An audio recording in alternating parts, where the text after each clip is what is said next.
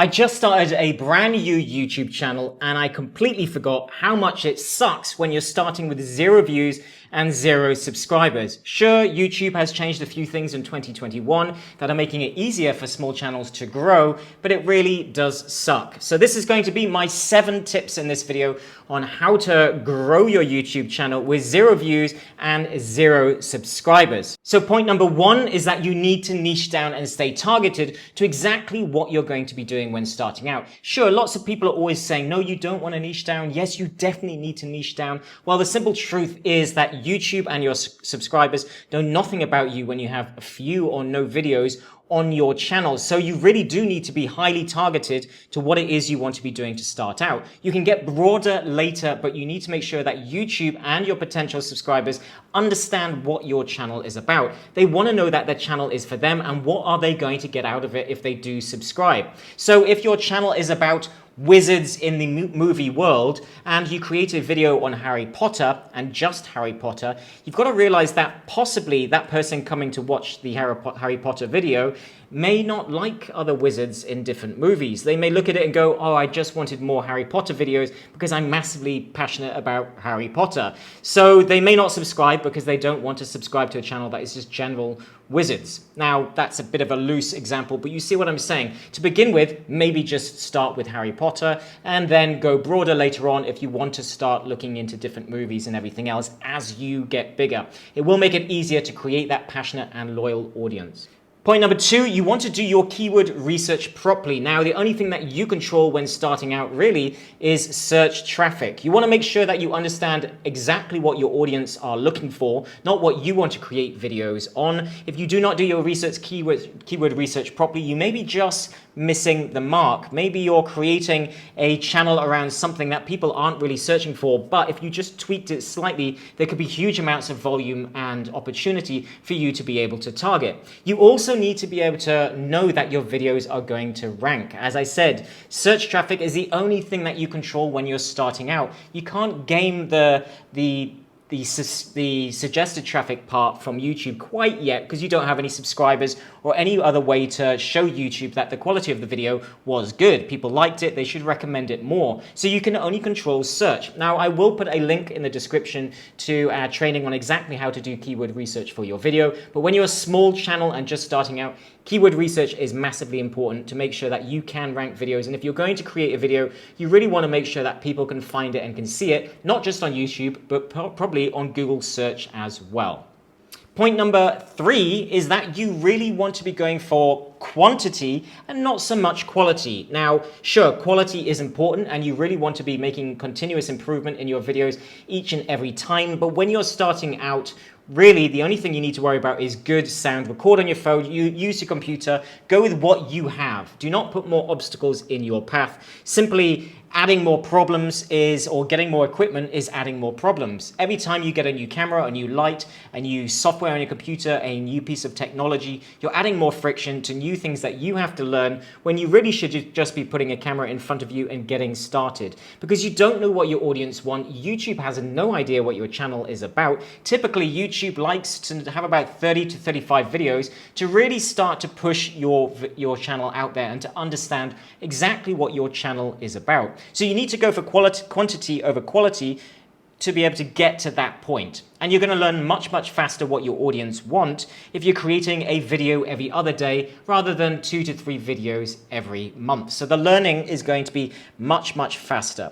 So just imagine that you created those 30 videos that now YouTube understands what your channel is about. Maybe only 5 to 6 of the videos really got any views, and you can look at those videos and go, okay, this is what my audience wanted. These are the videos that brought in subscribers and views. I need to create more of these. Now I can focus on quality videos around that particular subject. Now, if you were creating a video each week, then it would take you over 6 months to be able to get that knowledge.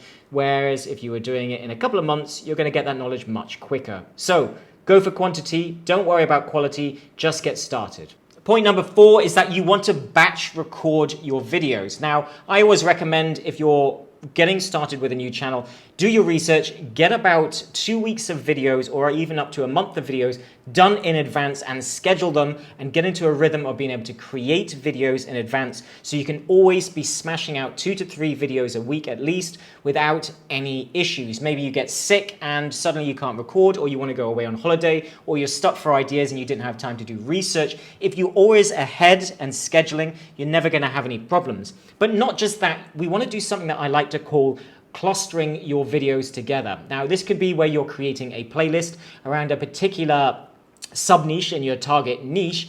Perhaps I'm doing a yoga for people who want to rehabilitate, or people that are trying to fix back pain or pregnancy or something like that. Now I want to do back pain for people with pregnancy, and I want to do a mini series of videos on that topic. So there's 3 to 4 videos that I'm going to create of the main causes, workouts, 2 different recommended workouts. So perhaps I'm going to do a cluster of 3 to 4 videos around that subject. That will mean that my rankings come up inside of YouTube, because YouTube will see that I'm becoming a small micro authority around that particular subject. It will also, being in a playlist and having those videos linking together, will boost the authority in search. And people are more likely to watch another video on the topic that they were just watching. So by you clustering these videos together and batch recording them, you can start to be thinking about how you're going to link those videos. What are you going to say in the video? Are you going to say, if you want to know more about this, I'll put a link in the description, or I'll link to the video at the top here.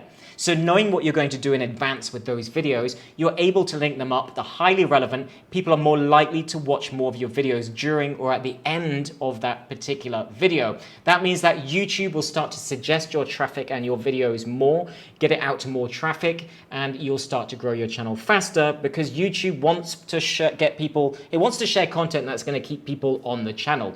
Don't forget, YouTube wants to keep people on YouTube for as long as possible, so it can make as much money as possible by showing ads to those people.